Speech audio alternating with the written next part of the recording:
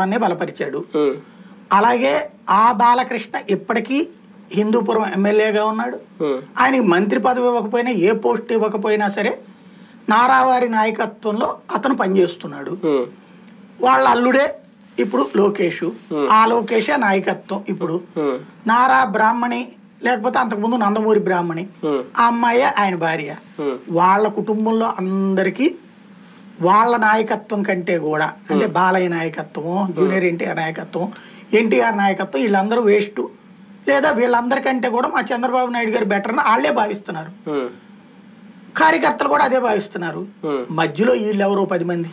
జగన్మోహన్ రెడ్డి గారు సీట్ల లెక్క అయితే దాదాపు తేల్చేస్తున్నారు. 3 లిస్టులు అయిపోయినాయి. వాట్ నెక్స్ట్ హామీలు ఒక్కటేనా? సంక్షేమం మీద ఏమైనా దృష్టి పెట్టే అవకాశం ఉంటుందా? అదనంగా ఇస్తామని ప్రకటనలు చేస్తారా? అంటే ఇప్పటికేదో బస్సు ఫ్రీలు అన్ని ప్రకటనలు అయితే వచ్చినాయి కానీ అఫీషియల్ ప్రకటన రాలేదు, ప్రచారాలు అయితే వచ్చినాయి కానీ ఆ తరహా ఏమన్నా నెక్స్ట్ చూడబోతున్నాం?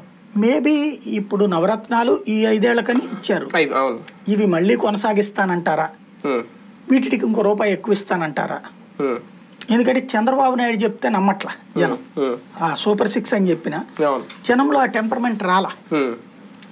మీకు కాంగ్రెస్ పార్టీ తెలంగాణలో ఇచ్చిన హామీలో ఒక టెంపర్మెంట్ వచ్చి వీళ్ళ హామీలను ఎవడు పట్టించుకోవట్లేదు. బాబు షూరిటీ గ్యారంటీ అని పట్టుకు తిరుగుతున్నా. గ్యారంటీ అని జనం ఫీల్ అవ్వట్లా.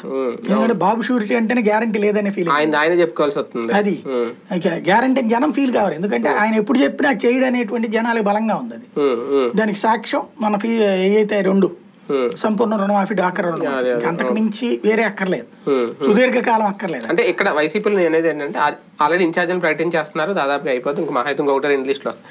వీళ్ళని కొత్త మేనిఫెస్టో ఇచ్చి ప్రజల్లోకి పంపిస్తారా? లేదు ఆల్రెడీ వీళ్ళు తిరిగేశారు ఇంటింటికి అయిపోయింది.